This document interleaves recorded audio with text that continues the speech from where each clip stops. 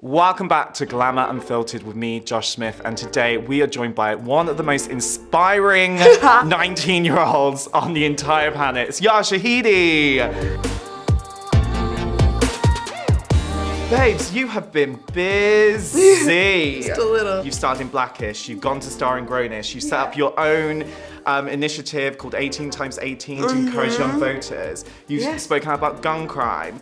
And on top of all of that, you're now starring in this incredible film, The Sun is Also a Star. Yeah. Which is an incredibly inspiring story about Natasha, who goes through New York City in one day and she tries to make sure her family can stay in America and not face deportation. And at the same time, she also picks up a lad. Yeah, And I can't even get a text back.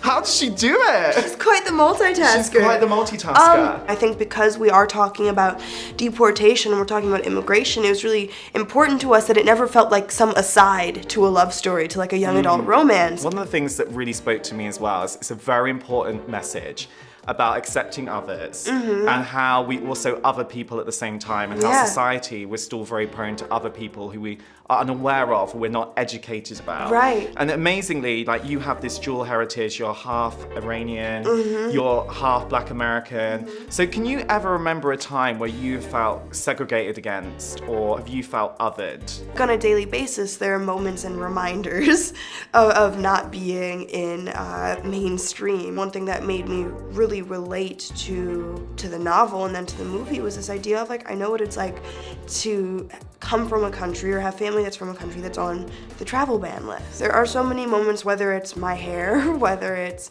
comments on people preferring it straight, whether it's comments on Iran, whether it's comments on blackness and like what people expect of a black human. A reminder that almost motivates me is knowing that I've barely gone through the worst of it.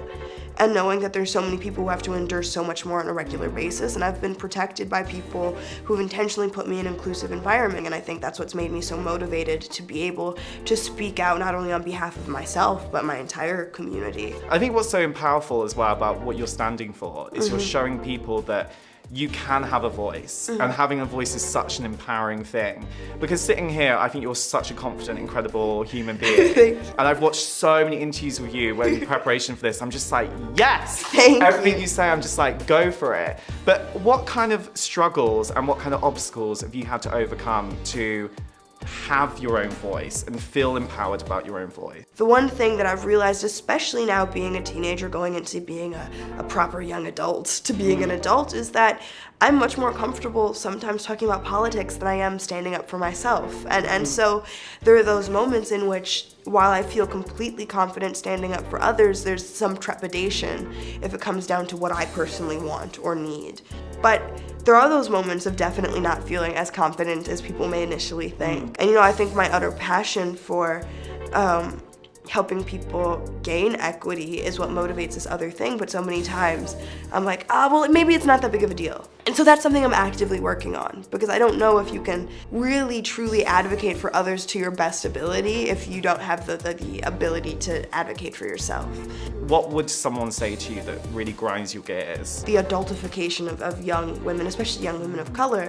For example, there was one moment in which I was talking to an editor of a magazine, and this magazine was supposed to represent, like, women in Hollywood, and it was really important to me that there was diversity in who they chose to celebrate. I was like, we're at a particularly wonderful time in television, and although we're not perfect, there are lots of people doing their very best representing people that have never been seen on TV before. So I go and show up, and the three actresses that are there, who are wonderful people, by the way, look like triplets. Like, they have possibly chosen, like, the most kind of homogenous group possible. And I have nothing against those humans as individuals, because they're wonderful actresses who are definitely deserving of their position, but as a magazine, they genuinely felt like nothing was wrong. They genuinely didn't understand what was happening or why this could be a problem or what the implications were of overlooking people who have done incredible shifting work on television and not celebrating that. I was like, it'll be unfair to the communities that I am from for me to be the sole representative of them. Yes. It becomes reductive. If I'm the only person at the table, if you have multiple people of one experience and I'm the only person who's representing perpetually, to your point, representing the other. And so I chose to opt out of the round table. And long story short, the editor of the magazine comes up to me and is asking why. And so she's talking to me as though I'm an adult, but the issue is she's not hearing my response and not respecting it. And so there's that situation of, so you want to have this conversation with me as an adult, but you're not giving me the mutual respect to hear my response of saying I don't want to participate. A lot of time, I had literally a night shoot last night. Yeah, Euphoria's been getting some serious buzz. Yeah, I'm very excited about it. And it's such a departure from Disney. What can you tell us about it? I mean, I'm excited and equally terrified, but I don't know. I mean, I can say that it's the most exciting, exhausting, but fulfilling thing I've ever done. What is it that attracted you to Rue?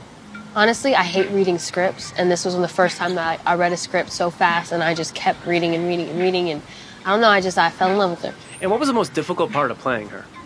I mean, I can only understand how her brain works so much, you know, so I really rely heavily on our writer, creator, director, Sam Levinson, because Rue is basically him, you know? It's his life, so I just ask him. What are you hoping fans get out of the series?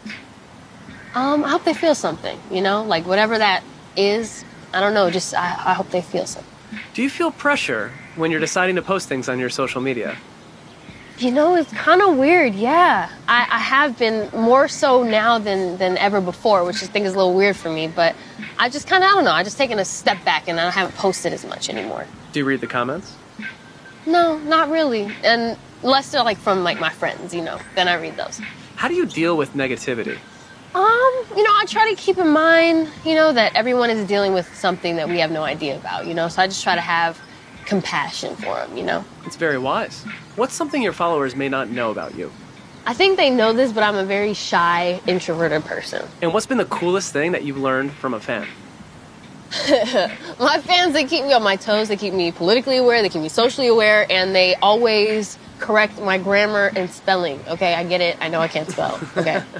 Or what the implications were of overlooking people who have done incredible shifting work on television and not celebrating that.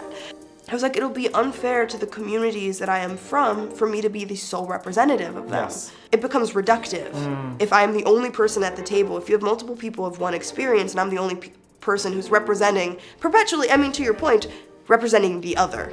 And so I chose to opt out of the round table. And long story short, the editor of the magazine comes up to me and is asking why. And so she's talking to me as though I'm an adult, but the issue is she's not hearing my response and not respecting it.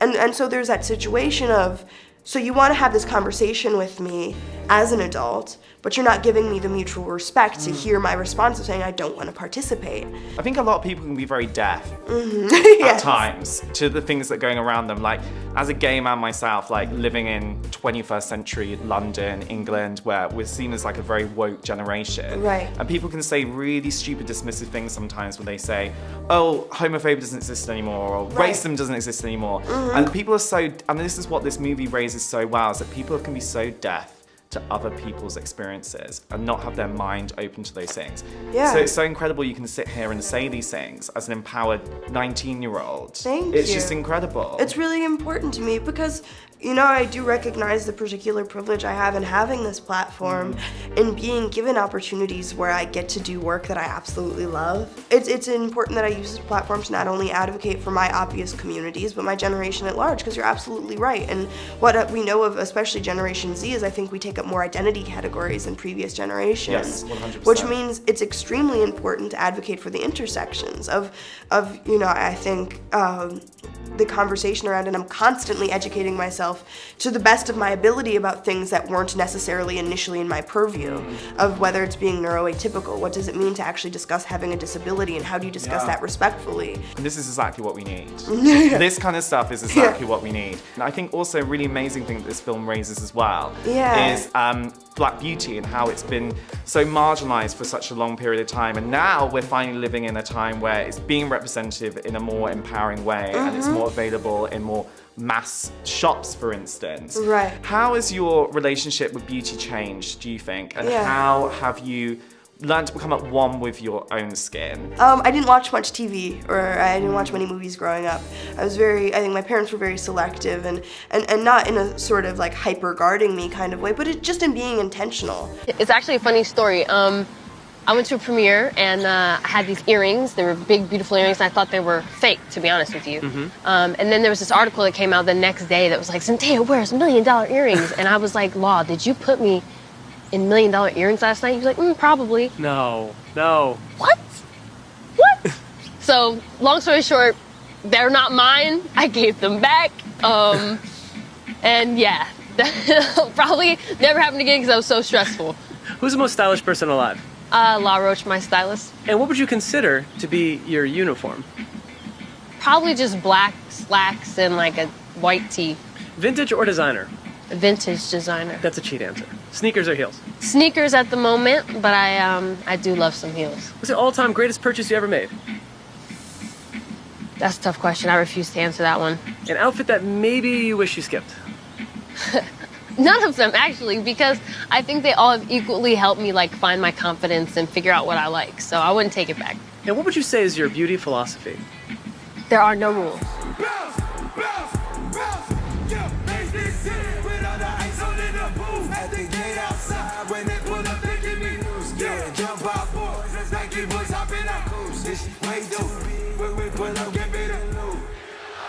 Off the Remy, had a papoose. Had to hear my whole town, lift up the news. 24-hour lockdown, we make no moves. Now it's 4 a.m. Man, I'm back up popping with the stereo. What is of night? Summertime is meant to fall in love. I wrote you a poem for your surprise. It's right by your side. I hop out.